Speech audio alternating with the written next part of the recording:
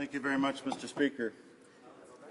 I'm privileged to rise to speak to Bill C-2, which I believe bears the short name of a Safer Communities Act or something along those lines.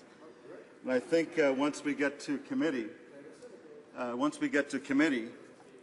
we will likely be wanting to move an amendment at the clause-by-clause stage, and I think a more appropriate subtitle or new name for the Act might be an Act to make it look like communities will be made safer by spreading drug users to the alleys, parks and backyards of our cities, while simultaneously undermining public health and individuals' rights to security of the person and life itself. To me, that would be a much better title for this Act.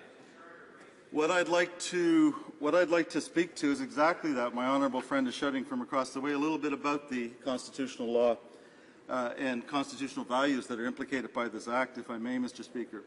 And let me begin, of course, by mentioning in 2011 the Supreme Court of Canada in the PHS Community Services case did make clear that Section 7 of the Charter, the right to life, liberty and security of the person, except when deprived against principles of fundamental justice, that provision, Section 7, applies, and that health and life itself are at stake where the federal government decides to treat as criminal, under federal jurisdiction over criminal law, a health initiative by a province. This decision to treat as criminal and in that way not permit the provincially approved activity occurs by way of the Minister of Health declining to grant an exemption from the ordinary application of, in this case, the CDSA, the Controlled Drugs and Substances Act. The Supreme Court ruled that this government had indeed violated the Charter in the following terms. And let me please read the key paragraph 136 of that judgment.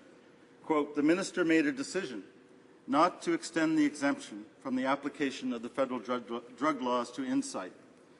The effect of that decision would have been to prevent injection drug users from accessing the health services offered by Insight, threatening the health and indeed the lives of the potential clients.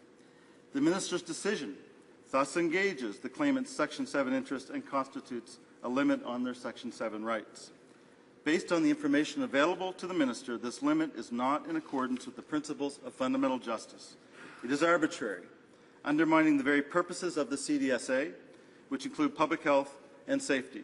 It is also grossly disproportionate, Mr. Speaker. The potential denial of health services and the correlative increase in the risk of death and disease to injection drug users outweigh any benefit that might be derived from maintaining an absolute prohibition on possession of illegal drugs on Insight's premises." I would remind everybody in this House today that this was a unanimous decision by the Supreme Court of Canada. I would also note two key passages that I'll turn to briefly, shorter passages, that make clear that the combination of the legal effect of Section 7 of the Charter and the guidance for the exercise of discretion in the CDSA itself mean that ministerial discretion is not unfettered. It must be undertaken in accordance with the rule of law, which refers, of course, both to the Constitution and the statute itself. So let me please, Mr. Speaker, draw everybody's attention to the last sentence in paragraph 151, which says, "As always, the Minister must exercise that discretion under this Act within the constraints imposed by the law and the Charter." The Court then goes on in paragraph 152 to say, "The dual purposes of the CDSA, public health and public safety, provide some guidance for the Minister. Where the Minister is considering an application for an exemption for a supervised injection facility, he or she will aim to strike the appropriate balance between achieving the public health and public safety goals.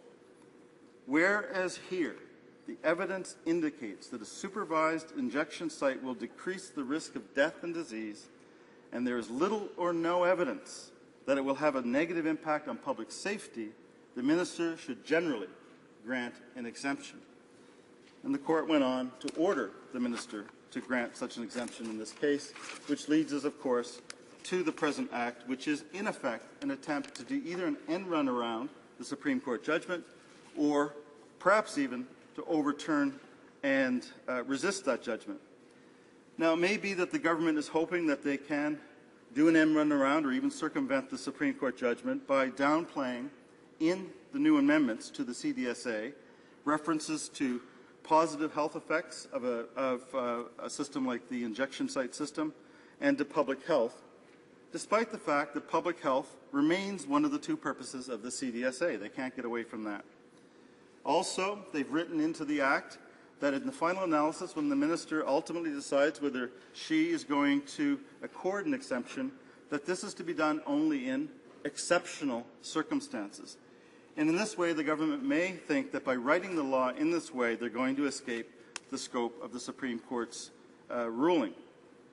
But what the government really is doing is that it's throwing the question back to an inquiry that will eventually end up in the courts, whether the amended Act itself violates Section 7 of the Charter, for totally failing to give the health of users the kind of priority that Section 7 of the Charter would suggest is necessary.